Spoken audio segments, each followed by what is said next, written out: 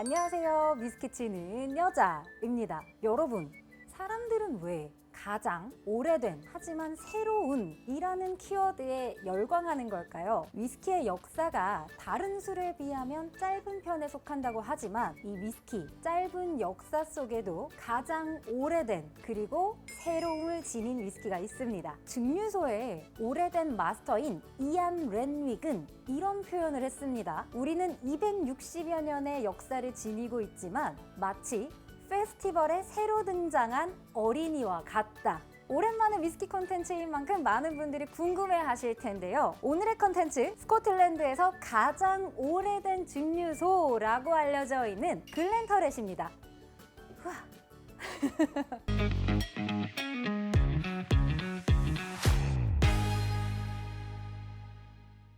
글렌터렛 증류소는요, 많은 사람들에게 스코틀랜드에서 가장 오래된 증류소라고 알려져 있습니다. 물론 정확하게 증류소가 언제 설립되었는지에 대한 팩트는 모든 증류소마다 모호한 부분이 있기 때문에 100% 확실하다라고 할 수는 없으나 우선은 글렌터렛 증류소는 1763년부터 설립이 되었다라는 기록으로 가장 오래된 증류소로 남아 있습니다. 하지만 그 당시에는 공식적으로 허가받은 증류소는 아니었고요. 세금 납부를 회피하려는 불법 증류소로 운영되었다라는 추측이 가장 많은 썰입니다.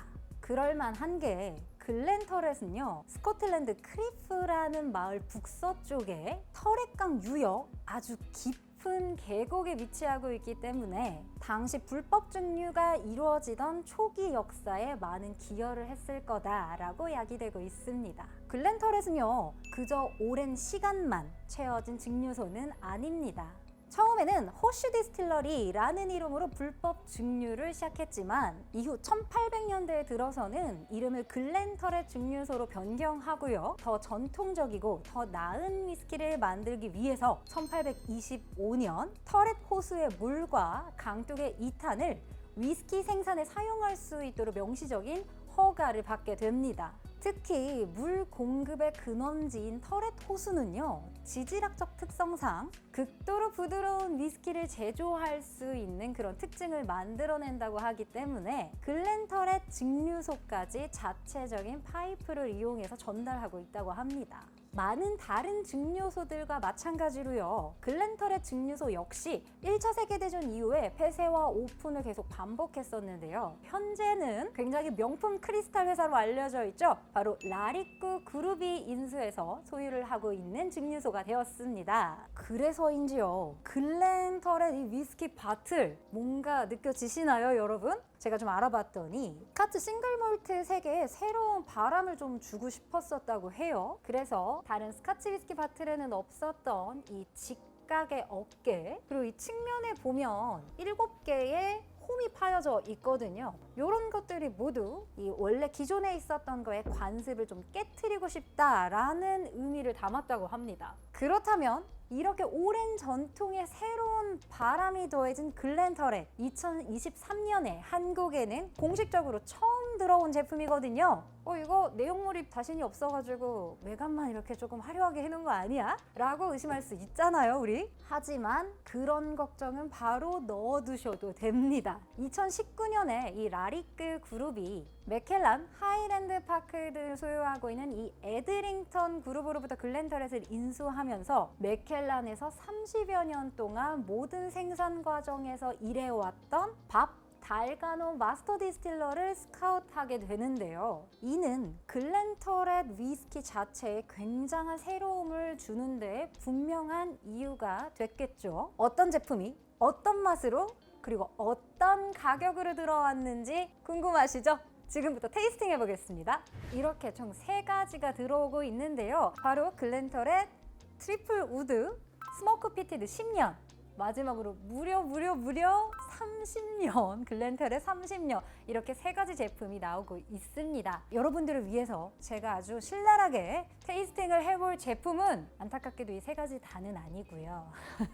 트리플 우드랑 그 다음에 스모크 피티드만 우선 테이스팅을 하고 30년은 나중에 구독자분들이랑 따로 이야기 나누면서 한번 따로 촬영을 하려고 하거든요. 많이 기대해 주세요. 자, 첫 번째 트리플 우드입니다. 글렌터렛 트리플 우드 700ml 도수는 45도이고요. 가격은 10만 원 초반대로 나오고 있습니다. 트리플 우드라는 이름답게요. 아메리칸 오크, 그리고 쉐리 시즈닝 캐스크, 버번 배럴, 이렇게 세 가지 오크통에서 숙성이 되었다라고 알려져 있더라고요. 자, 근데 사실 지금 조금 걱정이 되는 게, 제가 어제 이거를 미리 한번 오픈을 하고 살짝 맛을 봤었거든요. 근데 어제 처음 뜯었을 때는 제가 그 위스키 향 중에 굉장히 싫어하는 향 중에 하나가 그 시골집 다락방에서 나는 쿰쿰한 냄새? 이건 좀 TMI이긴 하지만 제가 몇 번 영상에서도 얘기를 한 적이 있는데, 요즘 나오는 맥켈란이 조금 근데 정말 신기하게도 이렇게 잔에 따르고 나서 한 5분 정도 지났나? 그 향이 바로 싹 사라지더라고요. 그러면서 느껴지는 이 버번 배럴의 캐릭터일 것 같은데, 바로 이 진한 바닐라 향이 엄청 찐득하게 올라오더라고요.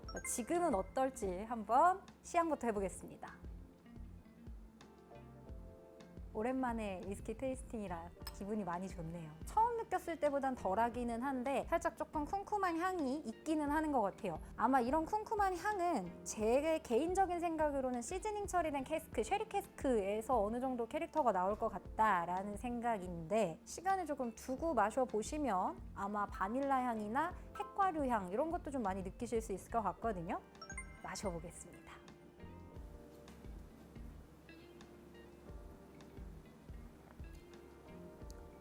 위스키 정보 같은 거 해외 사이트에서 찾아보시면 우리가 잘 느끼지 못하는 그 유럽에서 많이 쓰는 맛 표현들 있잖아요. 그 중에 많이 어려워하시는 표현 중에 마치판이라는 표현이 있어요. 아마 독일이나 프랑스 이런 데에서 나오는 아몬드를 으깨가지고 만든 설탕 과자거든요. 제가 독일에서 이 마치판 과자를 좀 많이 먹었었는데 왠지 그 마치판 과자 느낌이 좀 있어요. 구수한 몰트 느낌에, 그리고 아까 말씀드렸었던 복숭아 이런 계열의 달달함, 그리고 텍스처가 굉장히 부드러워요. 그런 것들의 삼박자가 모여가지고 이 마치판스러운 부드러운 고소한 과자 느낌이 있지 않나라는 생각이 들거든요. 트리플 우드 굉장히 부드럽습니다.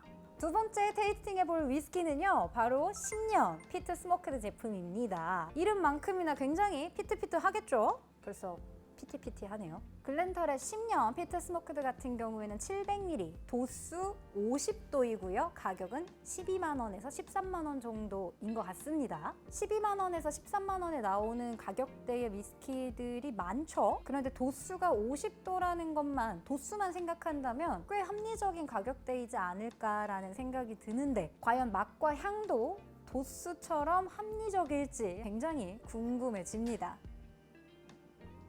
이 정도 피트감이면은 피트 입문하시는 분들한테도 충분히 드실 수 있는 정도이지 않을까 싶거든요. 그리고 되게 신기하게 이 피트 뒤에 굉장히 상큼한 향들이 올라오거든요. 레몬 계열이라든지 오렌지까지는 아닌 것 같은 느낌이에요. 레몬 샤베트 같은 그런 상큼한 향들이 좀 올라오는 것 같아요. 맛을 한번 보겠습니다.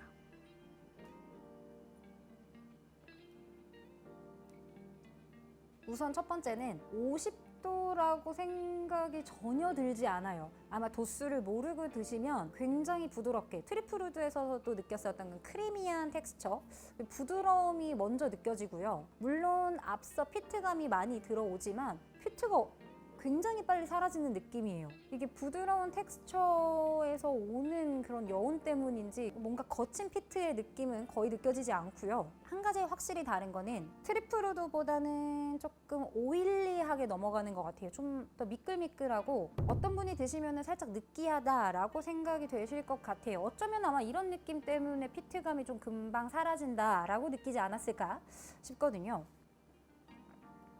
꿀떡꿀떡 잘 넘어가네요. 자, 그러면 세 번째, 대망의 30년은 나중에 제가 한번 테이스팅을 다시 재촬영을 해가지고 알려드리도록 하겠습니다. 이게 벌써 색깔만 봐도요, 트리플 우드랑 10년이랑 차이가 많이 나거든요. 데일리샷에서 제가 한번 검색을 해보니까 가격이 400만 원대입니다.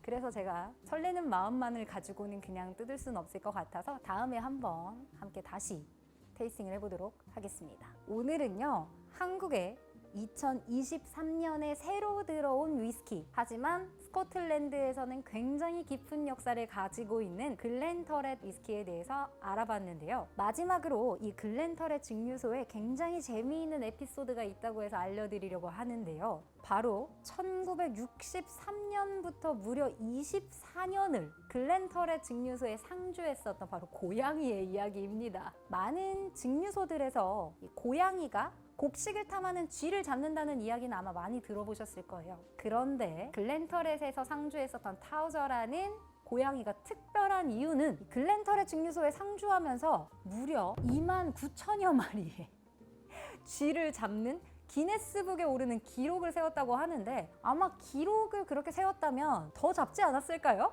역사가 긴 만큼 이렇게 재미있는 에피소드도 가득한 글렌터렛 위치녀 채널도 시간이 지날수록 재미있는 에피소드를 많이 담을 예정이고요. 그만큼 구독자분들을 저도 타우저처럼 열심히 잡아야겠죠? 쥐를 잡자 찍찍찍. 오늘도 저는 이렇게 나이를 들키는 것 같습니다. 오늘의 컨텐츠 여기까지입니다. 감사합니다.